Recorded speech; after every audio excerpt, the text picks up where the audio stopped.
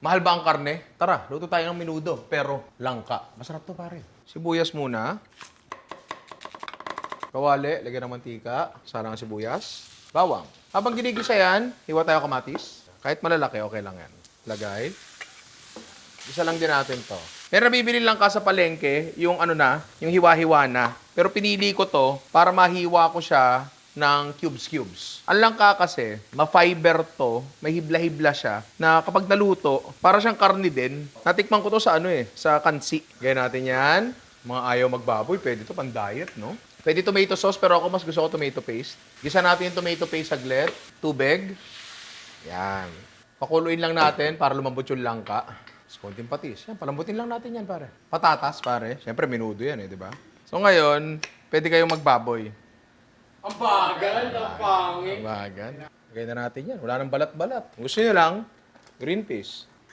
Uy! Oh, di ba mukhang menudo? Oo nga. Oh, pare. Menudong langka. Alam mo bakit langka? Bakit? Langkarne. Tama. Yan, pare. Ang the perfect bite. Pre, pag ang langka, naluto mo, tinan mo to. Ayan o. Naghihibla. Ayan o. Naghihibla siya na parang karne. Kasi ang langka sa atin, ginagataan lang eh. Di ba? Bakit hindi natin itry, iluto sa langka, yung mga pangkaraniwang niluluto sa karne. Di ba? O try na natin menudo. Malamang pwede rin adobo.